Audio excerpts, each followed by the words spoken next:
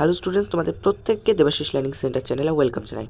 আজকের class 9-এর physical সায়েন্সের measurement এবং বল ও গতি, ফোর্স অ্যান্ড মোশন এবং পরমাণুর গঠন, এই তিনটে চ্যাপ্টার যে ফার্স্ট ইউনিট টেস্টে দেওয়া ছিল সেই চ্যাপ্টারগুলো সাজেশন প্রোভাইড করা হবে আজকের ক্লাসে। প্রথম পর্যায়ক্রমিক মূল্যায়নের প্রশ্নের ধরন এবং মার্কস ডিস্ট্রিবিউশন।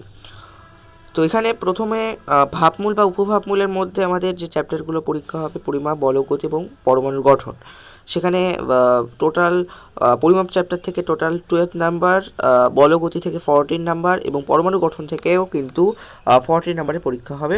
মোট 40 নাম্বারের প্রশ্নপত্র হবে এবং ফিজিক্যাল সায়েন্সের সব থেকে ব্রড কোশ্চেন 3 নাম্বারের হবে এবং সেখানে অনেকগুলো শর্ট কোশ্চেন থাকবে, প্লাস সব থেকে ব্রড কোশ্চেন বলে 3 নাম্বার, এবং এই 3 নাম্বারও কোথাও কোথাও কিন্তু 2+1 করে ভেঙে দেওয়া থাকবে। এবং মাল্টিপল চয়েস কোশ্চেনে কিন্তু কোনো রকম বিকল্প প্রশ্ন বা কোনো অপশান কিন্তু পাওয়া যাবে না। তো প্রথম যে চ্যাপ্টারটা রয়েছে পরিমাপ বা মেজারমেন্ট, এখান থেকে প্রথমে ইউনিট বা একক কাকে বলে, এর প্রয়োজনীয়তা কী, এটা সব থেকে ভালো কোশ্চেন। মৌলিক ও লব্ধ একক কী, উদাহরণ দাও, এটাও ভালো প্রশ্ন। স্কেলার বা ভেক্টর রাশি কাকে বলে, এবং এদের মধ্যে সব থেকে ভালো প্রশ্ন হচ্ছে পার্থক্য। স্কেলার এবং ভেক্টর রাশির পার্থক্য অনেক স্কুলেই দেয়, মোটামুটি 90টার বেশি স্কুলেও কিন্তু এই প্রশ্নটা কমন পড়বে। এককবিহীন রাশি কাকে বলে, উদাহরণ দাও। এককবিহীন রাশি মানে হচ্ছে ওই যে সমস্ত রাশিগুলোকে দুটো সমজাতীয় রাশির অনুপাতের আকারে প্রকাশ করা যায়, সেই সমস্ত রাশিগুলোর কোনো একক থাকে না, তার জন্য এককবিহীন রাশি বলে। এক্সাম্পল মাস্ট, যেমন পারমাণবিক ভর, বিকৃতি, এই জায়গাগুলো। প্রমাণ মিটারের সংজ্ঞা সব থেকে ভালো প্রশ্ন। প্রমাণ মিটারের সংজ্ঞাটা অনেক জায়গায় দেয়, এবং প্রমাণ মিটারের আরও একটা জিনিস, আধুনিকতম সংজ্ঞাটাও কিন্তু দেখে রাখতে হবে। প্রমাণ মিটারের সংজ্ঞা হচ্ছে এখানে দেওয়া আছে, ফ্রান্সের Paris international bureau of the weights and মেজার্সের দপ্তরে 0°C বা 277 কেলভিন 273 কেলভিন উষ্ণতায় সংরক্ষিত প্লাটিনাম ইরিডিয়াম মিশ্রিত সংকর ধাতু, এখানে কত মানে অনুপাতে মিশ্রিত হয় সেটাও কিন্তু দেওয়া আছে। মিশ্রিত সংকর ধাতুর তৈরি একটা দণ্ডের ওপর দুটো নির্দিষ্ট দাগের মধ্যবর্তী দূরত্বকে এক প্রমাণ মিটার, সব ক্লাসে কিন্তু ডিসকাস করা হয়েছে। এবার এখানে যে আধুনিকতম সংজ্ঞা, যেটা 86 ভর সংখ্যা বিশিষ্ট প্রথম সংজ্ঞাটা, এই সংজ্ঞাটাও অনেক স্কুলে কিন্তু জিজ্ঞাসা করা হয়, তাহলে প্রমাণ মিটারে আধুনিকতম সংজ্ঞাটাও দেখতে হবে। তারপরে এই সাইডে যে 7টা প্রাথমিক রাশি বা মৌলিক একক মানে রাশি রয়েছে এবং তাদের এককগুলো কিন্তু দেখে রাখতে হবে, এখানটা দেওয়া হয়েছে। এবার লিটারের সংজ্ঞা 4°C বা 277 কেলভিন যে উষ্ণতাটা, তার উল্লেখ করা থাকে কেন, এটা দেওয়া হয়েছে। এবং লিটারের সংজ্ঞাটাও দেখে রেখো, লিটারের সংজ্ঞা। এবং আরেকটা প্রশ্ন, বার্ন কি, বার্ন অতি ক্ষুদ্র ক্ষেত্রফল মাপার একটা একক হচ্ছে বার্ন, হয়েছে। আলোকবর্ষ পার্শ্বকের সংজ্ঞা দাও, তারপরে এটাও সব ক্লাসে ডিসকাস করা হয়েছে। ক্ষমতা, চাপ ও বল ও কার্যের মাত্রা লেখো, এগুলোও বলা হয়েছে কীভাবে মাত্রা নির্ধারণ করতে হয়, সবগুলো কিন্তু ক্লাসে রয়েছে। লম্বন ভ্রম বা লম্বন ত্রুটি কি, এই ত্রুটি কিভাবে দূর করা যায়, এই প্রশ্নটা। সাধারণ স্কেলের সাহায্যে বক্ররেখার দৈর্ঘ্য কীভাবে নির্ণয় করবে, আর একটা প্রশ্ন হচ্ছে সাধারণ স্কেলের সাহায্যে বক্ররেখার দৈর্ঘ্য কীভাবে নির্ণয় করবে, আর একটা হচ্ছে সাধারণ স্কেলের সাহায্যে বইয়ের একটা পাতার বেদ কীভাবে নির্ণয় করবে, বইয়ের একটা পাতার বেদ কীভাবে নির্ণয় করবে, এই প্রশ্নটাও ভালো প্রশ্ন, মোস্ট প্রবাবলি 13 নাম্বার কোয়েশ্চেনটা। আর 12 নাম্বার প্রশ্ন, সাধারণ স্কেল ধাতুর তৈরি না করে প্লাস্টিক বা কাঠের করা ভালো কেন। এখানে বলি, এখানে 11 নাম্বার প্রশ্ন, 12 নাম্বার প্রশ্ন, 13 নাম্বার প্রশ্ন এবং 10 নাম্বার, 10, 11, 12, 13, এই 4টে প্রশ্ন কিন্তু পরীক্ষার জন্য সব থেকে মোস্ট ইম্পর্টেন্ট প্রশ্ন এই চ্যাপ্টারের মধ্যে। এবং এখানে আয়তন মাপনী চোঙ বা স্টপওয়াচের সাহায্যে কীভাবে তোমার কীভাবে কল থেকে জল পড়ার হার নির্ণয় করবে, তারপর আয়তন মাপনী চোঙের সাহায্যে কীভাবে অসম আকৃতির কঠিন বস্তুর আয়তন ও ঘনত্ব নির্ণয় করবে, এই প্রশ্নটা ভালো প্রশ্ন। ওজন বাক্সে বাটখারাগুলোর ভরের অনুপাত 5:2:1 রাখা হয় কারণ এই প্রশ্নটা সব থেকে ভালো প্রশ্ন এই চ্যাপ্টারের মধ্যে, এই প্রশ্নটাও কিন্তু গুরুত্বপূর্ণ একটা প্রশ্ন। এবং স্কেলার রাশি এবং ভেক্টর রাশির পার্থক্য প্রথমেই বলা হয়েছে। পরিমাপ চ্যাপ্টারের গাণিতিক উদাহরণের মধ্যে প্রথমে E=mc² সমীকরণটির সত্যতা মাত্র সংকেতের সাহায্যে যাচাই করো, B² + 2as সমীকরণটির সত্যতা মাত্র সংকেতের সাহায্যে যাচাই করো, এবং F=ma, এই তিনটে সমীকরণের সত্যতা মাত্র সংকেতের সাহায্যে অনেক সময় জিজ্ঞাসা করা হয়।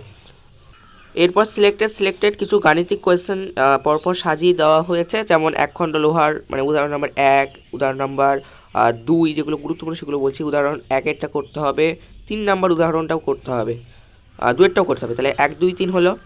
এরপর এখানে 4-এরটা প্রয়োজন রয়েছে, 5-এরটা দরকার নেই, 6 নাম্বার উদাহরণ। 6 নাম্বার উদাহরণটা করতে হবে এবং এদিক থেকে 7 নাম্বার এক্সাম্পল করলেই এনাফ। এরপর কিছু অ্যাডিশনাল কোয়েশ্চেন।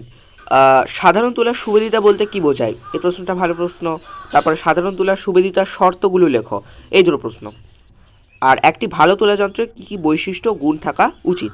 তাহলে সাধারণ তুলার সুবিদিতা, একটা ভালো তুলা যন্ত্রের কী কী বৈশিষ্ট্য বা গুণ থাকা উচিত, আর সাধারণ তুলার সুবিদিতার শর্তগুলো প্রয়োজন। আর এই চ্যাপ্টার রিলেটেড যে মাত্রীয় সংকেতের জায়গাগুলো আছে সেগুলো এখানে দেওয়া হলো। যেমন তার মধ্যে বলি ক্ষেত্রফল, ঘনত্ব, বেগ, ত্বরণ, বল, তারপরে চাপ, এবং এখানে হচ্ছে ভরবেগটা করতে হবে। এই কয়েকটা মাত্রা সংকেত করলে এরা। এরপর চ্যাপ্টার নাম্বার 2, বল ও গতি, ফোর্স অ্যান্ড মোশন। বল ও গতি চ্যাপ্টারের মধ্যে প্রথমে স্থিতি, গতি এবং নির্দেশতন্ত্রের সংজ্ঞা, ভালো প্রশ্ন। পরম স্থিতি বা পরম গতি বলে কিছু নেই, স্থিতি ও গতি আপেক্ষিক, এটা ব্যাখ্যা করে, এটা ভালো প্রশ্ন। বৃত্তীয় গতি, ঘূর্ণন গতি কি, এছাড়াও আরও একটা গতি হয় যেটা মিশ্র গতি, সেটাও পড়তে হবে, এখানে দেওয়া হয়নি। তো পার্থক্য, অতিক্রান্ত দ্রুততম স্মরণের মধ্যে পার্থক্য, ভালো প্রশ্ন। দ্রুতি বেগের মধ্যে পার্থক্য দেখতে হবে। সমদ্রুতি সম্পন্ন কোনো বস্তু সমবেগ সম্পন্ন নাও হতে পারে, ব্যাখ্যা করো। কোনো বস্তুর বেগ শূন্য অথচ ত্বরণ আছে, সম্ভব কি, ব্যাখ্যা করো। ত্বরণের এককে প্রতি সেকেন্ড কথাটা দুবার আসে কেন, প্রমাণ করো। S equal to VT plus 2 ½ at square, এবং আরেকটা হচ্ছে V square equal to U square plus 2as। এছাড়াও আচ্ছা, এই দুটো সমীকরণ প্রমাণ করতে হবে, প্রতিষ্ঠা করা। এই দুটো সমীকরণ গতি সমীকরণ থেকে দুটোই ভালো মানে গুরুত্বপূর্ণ। তারপরে নিউটনের প্রথম গতিসূত্র যেটা ফার্স্ট ল রয়েছে সেটা বিবৃতি করো এবং এর থেকে বলের সংজ্ঞা দাও। জাড্য কাকে বলে, স্থিতিজাড্য, গতিজাড্য কি, এবং আরেকটা প্রশ্ন, স্থিতিজাত গতিজাতের মধ্যে পার্থক্য।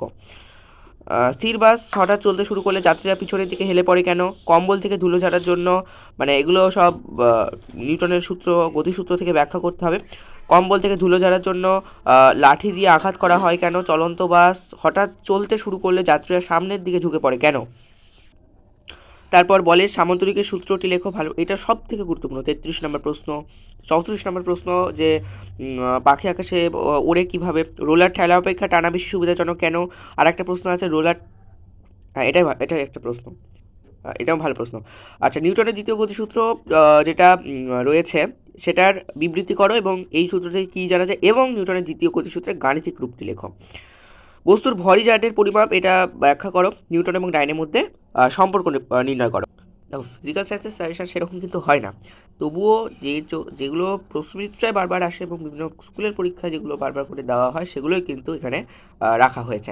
নিউটনের তৃতীয় গতিসূত্রটি বিবৃতি করো। ক্রিয়া প্রতিক্রিয়া কি, ক্রিয়া ও প্রতিক্রিয়া কখনোই সাম্য প্রতিষ্ঠা করতে পারে না, এটা আমরা জানি, এবং এটা কেন এটাও ব্যাখ্যা করতে হবে। তারপরে কোনো আরোহী নৌকা থেকে যখন তীরে লাফ দেয় তখন নৌকাটা পিছনের দিকে সরে যায় কেন, এটা নিউটনের তৃতীয় গতিসূত্র থেকে ব্যাখ্যা করতে হবে। বায়ুশূন্য স্থানে পাখি উঠতে পারে না কেন, ভালো প্রশ্ন। রৈখিক ভরবেগের সূত্রটি বিবৃতি করে, এটা রৈখিক ভরবেগ সংরক্ষণের যে সূত্র, রৈখিক ভরবেগ সংরক্ষণের সূত্রটি বিবৃতি করো। এফ ইজিক্যাল টু এম এর সমীকরণটি প্রতিষ্ঠা, রকেটের কার্যনীতি ব্যাখ্যা করো। তারপরে হোস পাইপের মধ্যে জল নির্গত হওয়ার সময় পাইপটিকে ধরে রাখা সম্ভব হয় না কেন। তারপর রৈখিক ভরবেগের সংরক্ষণের যে সূত্রের সাহায্যে বন্দুকের পিছ হটা, আচ্ছা এখানে পিছু হটা ব্যাখ্যা করো, হয়েছে। আচ্ছা, আর কয়েকটা প্রশ্ন আছে। বেগ সময় লেখচিত্র থেকে V equal to U plus at, এই সমীকরণটা প্রতিষ্ঠা করো। আর একটা হচ্ছে, এখানে সমাধানটা দেওয়া আছে। আর একটা বেগ সময় লেখচিত্র থেকে S equal to UT plus ½ at square, এই সম্পর্কটি প্রতিষ্ঠা করো। বেগ সময় লেখচিত্র, এটা নর্মালি প্রতিষ্ঠা করা যায়, কিন্তু বেগ সময় লেখচিত্র বলে কিন্তু একটু আলাদা হবে। আরেকটা আছে বেগ সময় লেখচিত্র থেকে V square equal to U square plus 2as সমীকরণটি প্রতিষ্ঠা। এই কয়েকটা তিনটে প্রতিষ্ঠা করলে হয়ে যাবে।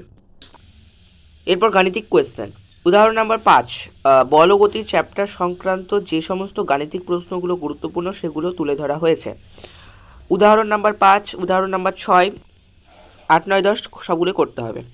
গাণিতিক প্রশ্ন সবগুলোই করতে হবে, কারণ গাণিতিক প্রশ্ন কমন কিন্তু পাওয়া যায় না সেভাবে। শুধু কনসেপ্টটা ক্লিয়ার থাকলেই সব প্রশ্নই পারা যায়। সেখানে একটু কনসেপ্ট ক্লিয়ারের জন্য উদাহরণ 1, 2, 3 সবগুলো করে যেতে হবে, মোস্ট প্রবলি সাজেশন কিছু হয় না। 4 নাম্বারেরটা, 5 নাম্বার, 6 নম্বরটা, 1 থেকে 6 সবগুলোই করতে হবে। গাণিতিক কোশ্চেন যদি সাজেশনে করা হয় তাহলে কিন্তু খুব একটা কমন নাও আসতে পারে, তার জন্য চেষ্টা করতে হবে প্রশ্নচিত্রে যে সমস্ত গাণিতিক প্রশ্ন থাকে এবং যে সমস্ত গাণিতিক প্রশ্নগুলো ক্লাসে ডিসকাস করা অলরেডি হয়েছে সেই সমস্ত গাণিতিক প্রশ্নগুলো সবগুলো আয়ত্তে আনার এবং প্র্যাকটিস করতে হবে। যদি প্র্যাকটিস না করো, কিন্তু আবারও বলছি, প্র্যাকটিস না করলে কিন্তু পরীক্ষার হলে সবগুলোই কিন্তু ভুল হয়ে যাবে। স্টেপ ভুল হয়ে গেলে গাণিতিক প্রশ্ন কিন্তু মানে পুরোটাই ভুল হয়ে যাবে, এবং ফর্মুলাগুলো কিন্তু মনে রাখতে হবে। উদাহরণ নাম্বার 7, 8, 9টা প্রয়োজন নেই। লাস্ট চ্যাপ্টার, পরমাণু গঠন, অ্যাটমিক স্ট্রাকচার। ক্যাথোড রশ্মির 3টি ধর্ম বা বৈশিষ্ট্য লেখো। রাদারফোর্ডের পরমাণু মডেলের 3টি সিদ্ধান্ত। রাদারফোর্ডের পরমাণু মডেলের 2টি ত্রুটি লেখো।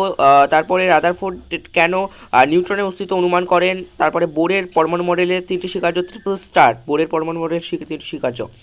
ভর সংখ্যা, পারমাণবিক সংখ্যার মধ্যে সম্পর্ক কী। পারমাণবিক সংখ্যাকে মৌলের স্বকীয় নিজস্ব ধর্ম বলে কেন। উদাহরণ আইসোটোপ, আইসোবার, আইসোটোনের সংজ্ঞা দাও। এই 54 নম্বর প্রশ্নটা ভালো প্রশ্ন। তারপরে 54 নম্বর, 55 নম্বর সবগুলোই ভালো প্রশ্ন। নিউক্লিয় বল এর দুটো বৈশিষ্ট্য।